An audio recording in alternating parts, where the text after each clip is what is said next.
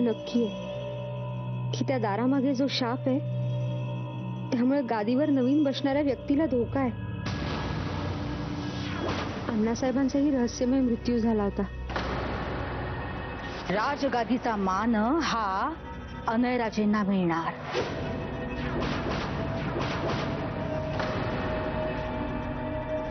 अनय राजगादीवर बसणार याचा अर्थ अनयच्या जीवाला धोका आहे? नाही नाही, हे शक्य नाही. अनयच्या जीवाला धोका असूच शकत नाही. नाही. रेवताई, दादासाहेबांचा भाऊसाहेबांना फोन आला होता. दादासाहेब आणि मामासाहेब एका गाडीत होते. अनयराजेंची गाडी त्यांच्या पुढे होती. समद व्यवस्थित होत. अचानक पावसामुळं अनयराजेंच्या गाडीचा अपघात झाला. काय?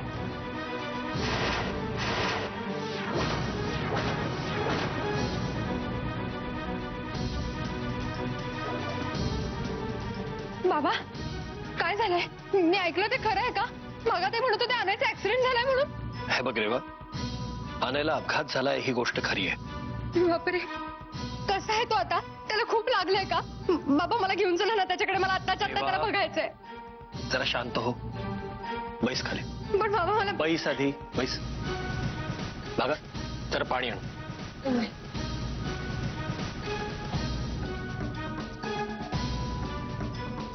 हे बघ रेवा, तू जसा विचार करतेस तसं काहीही झालेलं नाहीये.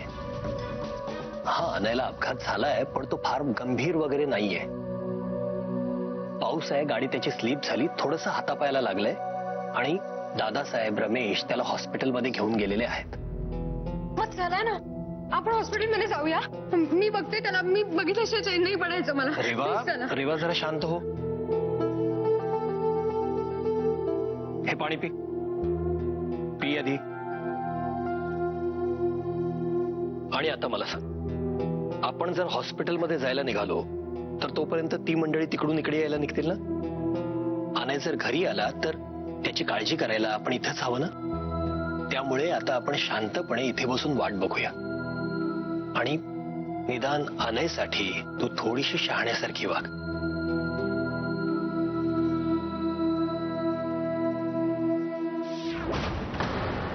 आत्ता माझी वाट मोकळी आहे. त्या खोलीत कोणी बी नाही. मग म्या हिथं काय करतीया? ती डायरी तिथं माझी वाट बघत असेल. अशी वेळ पुन्हा भेटायची नाही.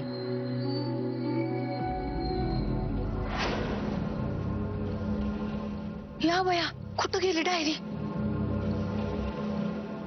तिथंच तर बसून वाचत होत्या. कुठं गावली? आता तुला माझ्यापासनं कुणीच वाचवू शकत नाही. लई गुंगारा देतेस ना मला. रेवाताईनी डायरी समधी वाचली असली तरी हिला हित ठेवून जाणं मूर्खपणाच आहे.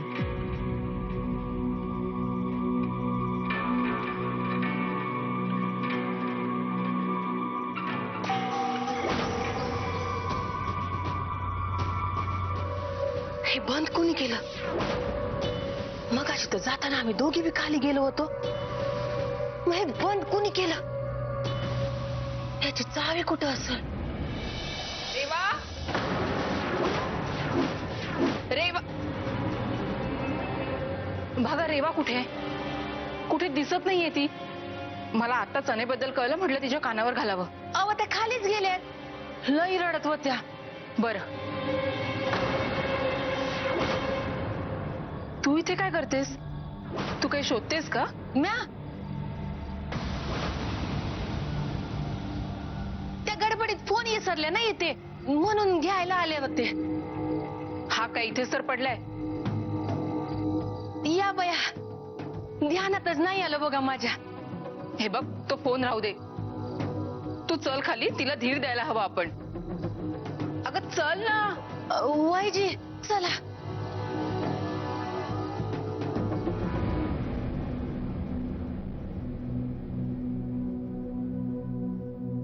रेवा,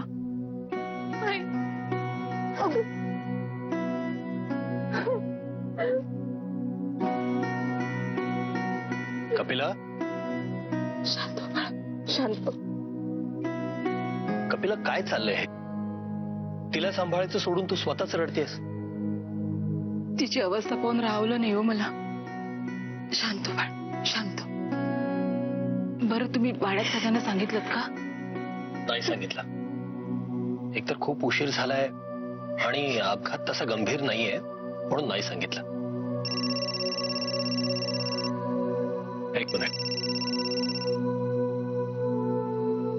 हा रमेश बोल, निघालात तुम्ही? नाही अजून हॉस्पिटलमध्ये जातो मी.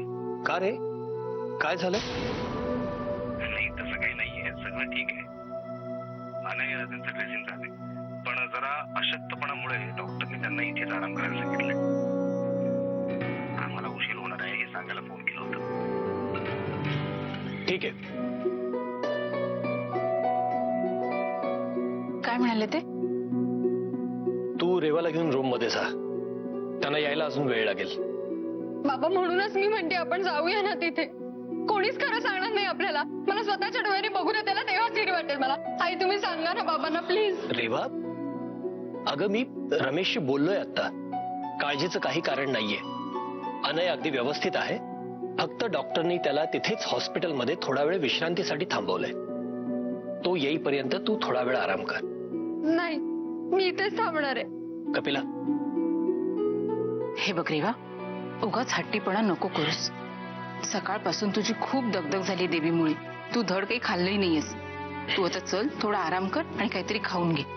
नाही आई, ते काही खाणार नाहीये. माझ्या कशाखाली काही उतरणारच नाही आता. रेवा, मी आई आहे अनयची. मला काळजी नसेल का त्याची? पण हे म्हणतायत ना, त्याला काही झालेलं नाहीये.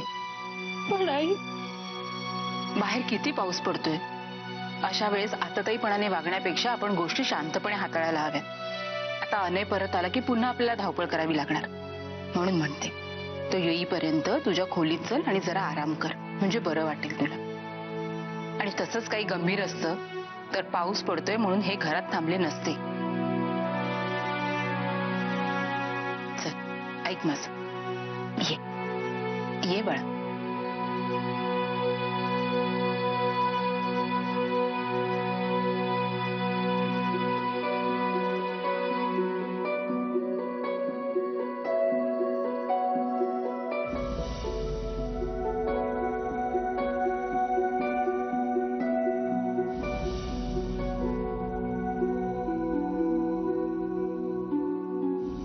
काय म्हणाला होता तुम्ही दोघी?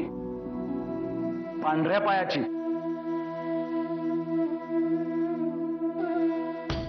नशीब आहे ती माझं. माय लक. जर चूक झाली असेल तर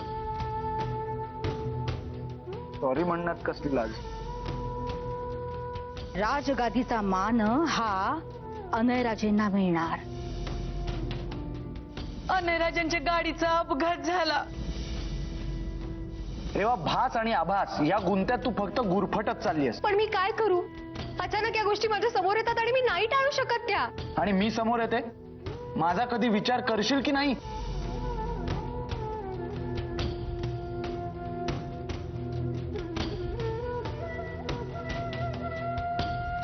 बाळा, काय चाललंय तुझं? सावर ना स्वतःला. आई, हे सगळं माझ्यामुळे झालंय. त्या सगळ्याला मीच कारणीभूत आहे. मी कधीच आमच्या नात्याला हवा तितका वेळ दिला नाही. अनयनी प्रत्येक वेळेला समजावलं मला, पण मी कायम स्वतःच्याच मनासारखं वागत आले. हे सगळं तू मुद्दाम नाही केलंस ना बाळा. पण आई, माझीच चूक आहे या सगळ्यात. मी कधीच अनयच्या भावनांचा विचार केला नाही. मी कधीच त्याला समजून घेतलं नाही. तुझ्या या सगळ्या बोलण्याला काही अर्थ नाहीये. अर्थ आहे आई. मी सतत त्या रहस्याच्या मागे धावत होते आणि या सगळ्यात मी विसरूनच गेले की माझं सुद्धा नवीन लग्न झालंय. आमच्या लग्नाबाबतीत अनयनी सुद्धा किती स्वप्न रंगवली असतील, पण माझ्या कधीच लक्षात आलं नाही ते. हे बघ रेवा, तुझं आणि अनयचं नातं मी पाहिलंय. मला माहितीये तुमचं एकमेकांवर किती प्रेम आहे ते. तुझ्या बाबतीत जे काही घडलं ते भास असतील, सत्य असेल, जे काही होतं ते इतर दुसऱ्या कोणाच्या बाबतीत घडलं असतं ना, तर तोही या सगळ्याकडे असाच ओढला गेला असता. तुझी या सगळ्यामध्ये काहीही चूक नाहीये. त्यामुळे तू या सगळ्या गोष्टींचा फार विचार नको करूस. हे बघ, काहीतरी खाऊन घे. मला तुझ्या अंगात कणकण जाणवते. परत तू आजारी पडलीस ना तर आणखी पंचायत होईल. नाही आहे, मी जोपर्यंत अनयला स्वतःच्या डोळ्यांनी बघत नाही ना, मला काही जाणार नाही. मला आधी त्याला बघू दे. आई, आजपर्यंत जेव्हा जेव्हा मला गरज होती ना, प्रत्येक वेळेला अनय माझ्या पाठीशी खंबीरपणे उभा होता. आणि आज त्याला गरज आहे तेव्हा नाहक मला इथे अडकून राहावं लागतंय. असं कसं बोलतेस बाळा तू? जेव्हा तो प्रोजेक्टवर काम करत होता तेव्हा तूच त्याच्या पाठीशी खंबीरपणे उभी राहिलीस की नाही? पण म्हणून माझी चूक कमी तर होत नाही ना आई. कोणाचीही काहीही चूक नाहीये.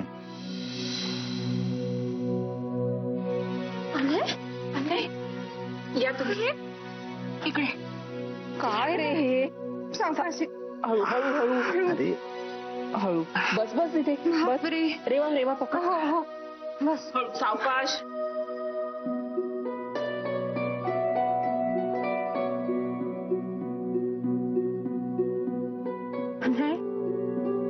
अरे किती लागलंय तुला? रेवा, मला काहीच झालं नाहीये. I am fine. हे बघ, मी तुला उभं राहून दाखवतो. अरे सावकाश ना. हे बघाने, तुला खूप अशक्तपणा आलाय, त्यामुळे सक्तीची विश्रांती घ्यायचीस. मी तुझ्यासाठी गरम दूध घेऊन येते हळद टाकून. तुला ते घ्यावंच लागेल. काळजी घे बाळा. आलेच मी.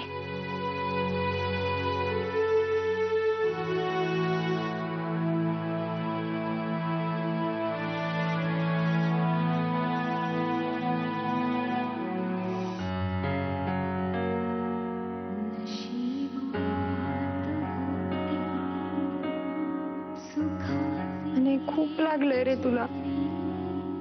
I am so sorry. I am really sorry. सगळं माझ्यामुळे झालंय. मी ना उगाचच नको त्या गोष्टींच्या मागे धावत चालले होते आणि त्यामध्ये आपले कितीतरी आनंदाचे क्षण मी घालवले त्याने. ही वेळाबाई, काय विचार करतेस तू? असं काहीच नाहीये. हे बघ, असले भलते सलते विचार आणू नकोस मनात. ओके?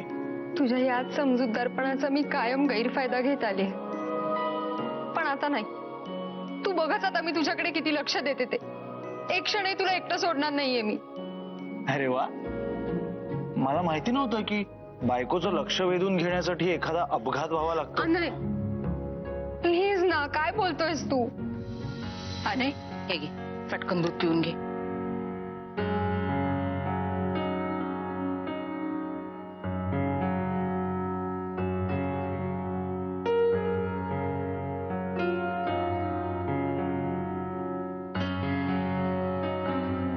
पी.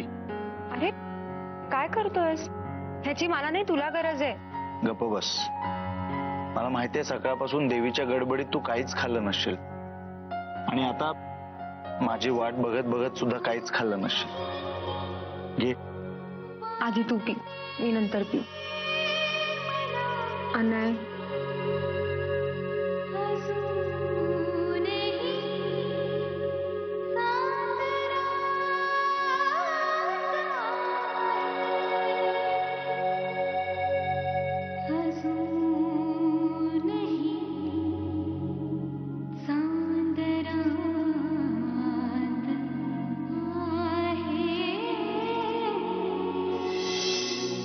ते फुलांचं ताट वरती ठेवा.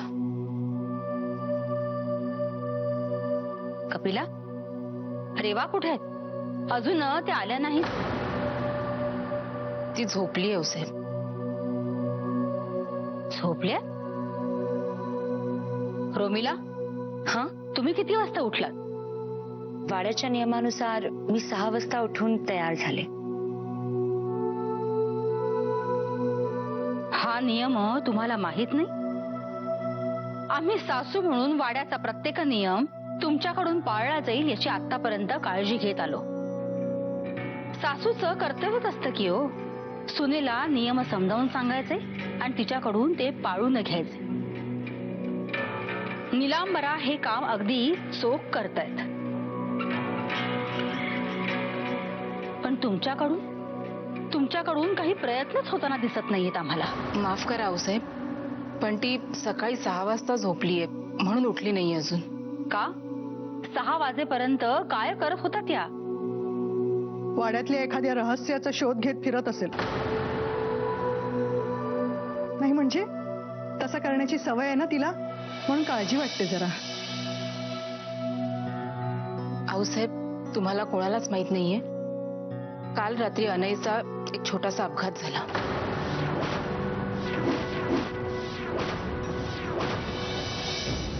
भैरवा, अहो हे कधी झालं आणि असं कसं झालं? काल रात्री रावसाहेब आणि अनय साईडवरनं परतत असताना त्यांची गाडी स्लिप झाली. मग रावसाहेब अनयला हॉस्पिटलमध्ये घेऊन गेले. तिथे बँडेज वगैरे करून घरी येईपर्यंत त्यांना खूप उशीर झाला. तोपर्यंत आम्ही सगळेच जागे होतो. जवळजवळ 5:30 वाजता अनयचा डोळा लागला आणि त्यानंतर मग रेवा झोपली. मला ह्यातलं काहीच माहित नाहीये. मी झोपल्यानंतर रात्री उशिरा हे परत आले आणि अजूनही झोपलेत ते. कपिला, मग हे सगळं आम्हाला का नाही कळवलं म्हणते मी. अनयराचे कसे आहेत हो? अनय त्याच्या खोलीतच आहे आता, बरं आहे. आणि हे म्हणाले की छोटासाच अपघात आहे, त्यामुळे आता कोणाला नको उठवूया, सकाळीच सगळ्यांना सांगूया. भैरवा, असं कसं झालं की हो?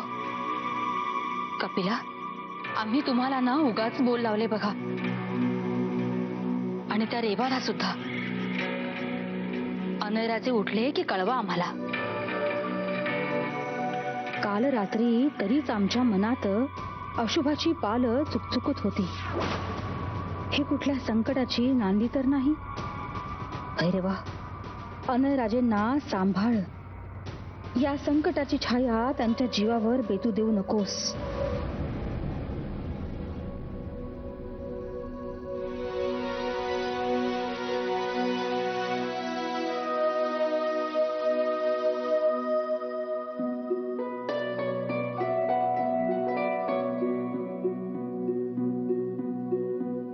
उशीर झाला वाटतं उठायला.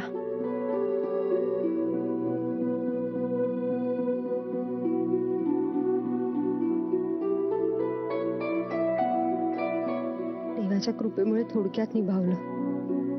अनय, तुला काल जर काही झालं असतं तर मी काय केलं असतं रे? छोटासाच अपघात होता, पण मी किती घाबरले होते. मला वाटलं होतं त्या डायरीच, त्या डायरीत लिहिलं होतं की वाड्याच्या जहागीरदार पदावर बसणाऱ्या व्यक्तीच्या जीवाला धोका आहे. अनय राजगादीवर बसणार असं सगळ्यांनाच वाटतंय. म्हणजे या अपघाताचा संबंध त्या शापाशी असू शकतो. जो कोणी राजगादीवर बसेल त्याचा जीव घेतल्याशिवाय आमचा आत्मा शांत होणार नाही. म्हणजे अजूनही अनयच्या जीवाला धोका आहेच. खरंच तसा काही धोका असेल तर बाहेर पडण्याचा मार्गही असेलच. मला तोच मार्ग शोधायचा आहे. काहीही झालं तरी मी अनयला या सगळ्यातनं बाहेर काढीनच.